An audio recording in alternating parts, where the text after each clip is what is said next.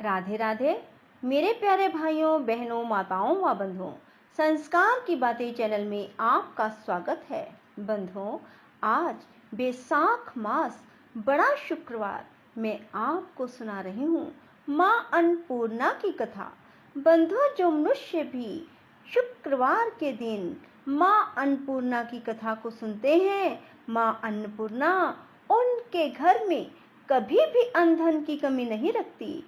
उनके अन्न भंडार सदा ही भरपूर रहते हैं। जो शुक्रवार के दिन माँ अन्नपूर्णा की कथा को सुनते हैं, साथ ही माँ अन्नपूर्णा के समक्ष एक शुद्ध घी का दीपक जगाते हैं। बंधुओं, पूर्ण विश्वास सच्ची निष्ठा के साथ ही माँ अन्नपूर्णा की कथा शुक्रवार को सुने। बंधुओं, यदि आपने YouTube चैनल संस्कार की बातें अब तक सब्सक्राइब नहीं किया तो जरूर करें और बेल आइकन दबाना ना भूलें, ताकि आपको हमारी आने वाली सभी वीडियोस की जानकारी सबसे पहले हो सके। बोलो अन्नपूर्णा माता की जय हो। एक समय की बात है, काशी निवासी धनंजय की पत्नी का नाम सुलक्षणा था। उसे अन्य सब सुख प्राप्त थे, केवल निर्धनता ही उसके दुख का कारण थी। यह दुख उसे हर समय सताता था। एक दिन सुलक्षणा अपने पति से बोली, स्वामी, आप कुछ उद्यम करो तो काम चले। इस प्रकार कब तक काम चलेगा? सुलक्षणा की बात धनंजय के मन में बैठ गई और वह उसी दिन विश्वनाथ शंकर जी को प्रसन्न करने के लिए बैठ गया और कहने लगा, हे देवादिदेव विश्वेश्वर, मुझे पूजा पाठ कुछ नहीं आता, केवल तुम्हारे भरोसे बैठा हूँ। इतनी विनती करके वह 2-3 दिन भूखा प्यासा बैठा रहा। यह देखकर भगवान शंकर ने उसके कान में अन्नपूर्णा अन्नपूर्णा अन्नपूर्णा इस प्रकार 3 बार कहा। यह कौन क्या कह गया, इसी सोच में धनंजय पड़ गया कि मंदिर से आते हुए ब्राह्मणों को देखकर पूछने लगा, पंडित जी, अन्नपूर्णा कौन है? ब्राह्मणों ने कहा, तू अन्न छोड़ बैठा है, सो तुझे अन्न की ही बात सूझती है। जा, घर जाकर अन्न ग्रहण कर। धनंजय घर गया, स्त्री से सारी बात कही। वह बोली, नाथ, चिंता मत करो, स्वयं शंकर जी ने यह मंत्र दिया है, वे स्वयं ही इसका खुलासा भी करेंगे। आप फिर जाकर उनकी आराधना करो। धनंजय फिर जैसे के तैसा पूजा में बैठ गया। रात्रि में शंकर जी ने आज्ञा दी, कहा, तू पूर्व दिशा में चला जा। वह अन्नपूर्णा का नाम जपता जाता, रास्ते में फल खाता जाता, झरनों का पानी पीता जाता। इस प्रकार कितने ही दिनों तक चलता गया। वहां उसे चांदी सी चमकती वन की शोभा देखने में आई, सुंदर सरोवर देखने में आया। उसके किनारे कितनी ही अप्सराएं झुंड बनाए बैठी थी। एक कथा कहती थी और सब माँ अन्नपूर्णा इस प्रकार बार बार कहती थी। यह अगहन मास की उजियारी रात्रि थी। आज से ही व्रत का आरंभ था। जिस शब्द की खोज करने वह निकला था, उसे वहां सुनने को मिला। धनंजय ने उसके पास जाकर पूछा, हे देवियों, आप यह क्या करती हो? उन सब ने कहा, हम सब माँ अन्नपूर्णा का व्रत करती हैं। व्रत करने से क्या होता है? यह किसी ने किया भी है? इसे कब किया जाए? कैसा व्रत है और इसकी क्या विधि है? मुझसे भी कहो। वे कहने लगी, इस व्रत को सब कोई कर सकते हैं। 21 दिन तक के लिए 21 गांठ का सूत का धागा लें। 21 दिन यदि ना बने तो एक दिन उपवास करें।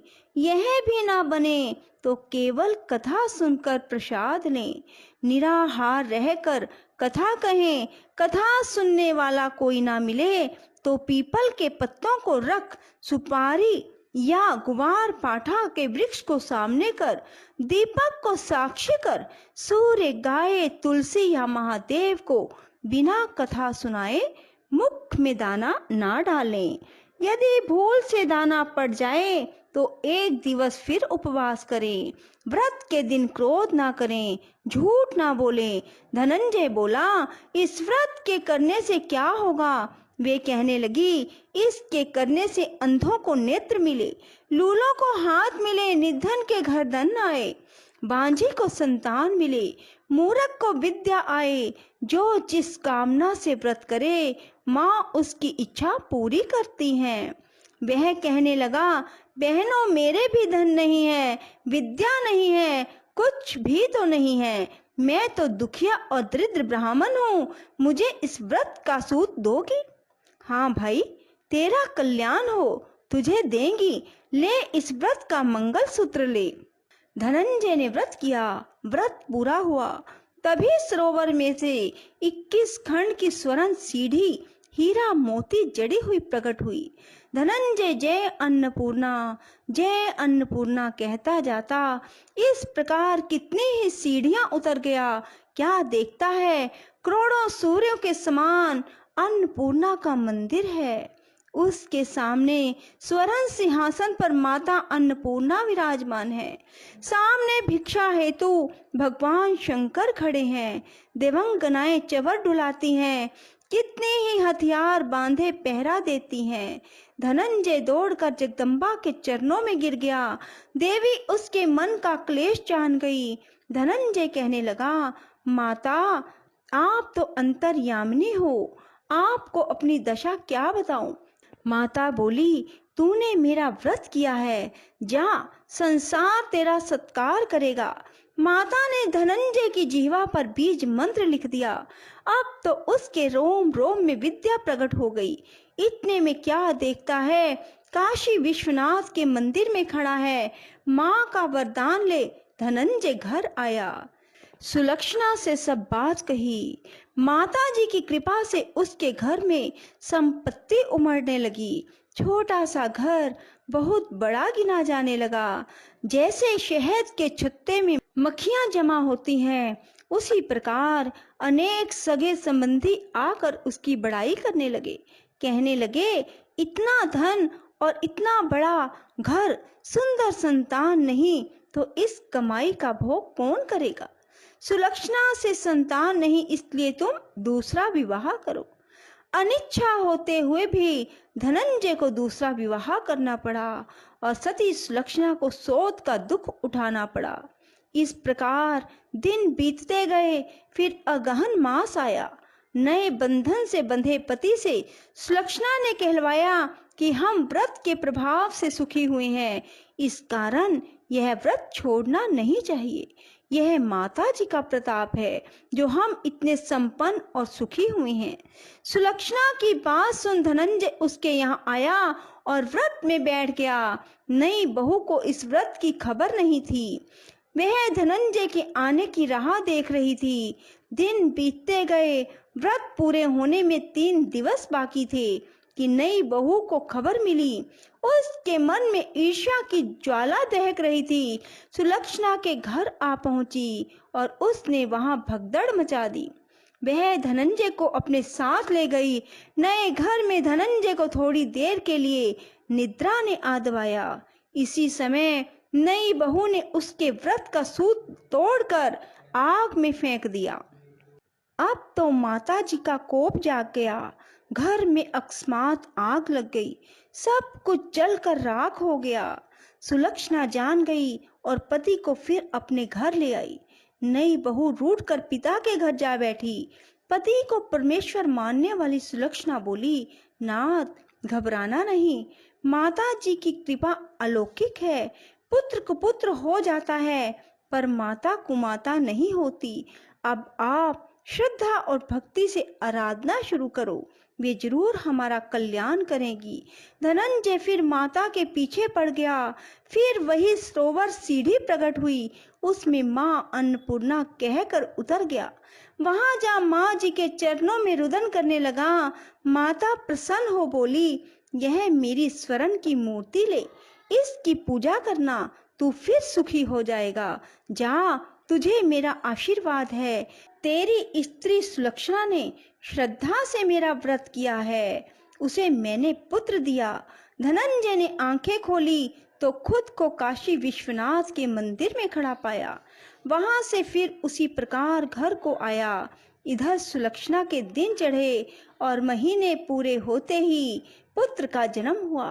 गांव में आश्चर्य की लहर दौड़ गई, मान्यता आने लगी। इस प्रकार उसी गांव के निसंतान सेठ के पुत्र होने पर उसने माता अन्नपूर्णा का मंदिर बनवा दिया। उसमें माताजी धूमधाम से पधारी, यज्ञ किया और धनंजय को मंदिर के आचार्य का पद दे दिया। जीविका के लिए मंदिर की दक्षिणा और रहने के लिए बड़ा सुंदर भवन बनवा दिया। धनंजय स्त्री पुत्र सहित वहां रहने लगा। माता जी के चढ़ावे में भरपूर आमदनी होने लगी। उधर नई बहू के पिता के घर डाका पड़ा, सब लुट गया। वे भीख मांगकर पेट भरने लगे। सुलक्षणा ने यह सुना तो उन्हें बुला भेजा और अलग घर में रख दिया और उसके अन्न वस्त्र का प्रबंध किया। धनंजय, सुलक्षणा और उसका पुत्र माता जी की कृपा से आनंद से रहने लगे। माता जी ने जैसे इनके भंडार भरे, वैसे सबके भंडार भरे। राधे राधे, जय श्री कृष्णा। बंधुओं, यदि आपको हमारी वीडियो पसंद आए तो इसे लाइक करें और शेयर भी जरूर करें। धन्यवाद।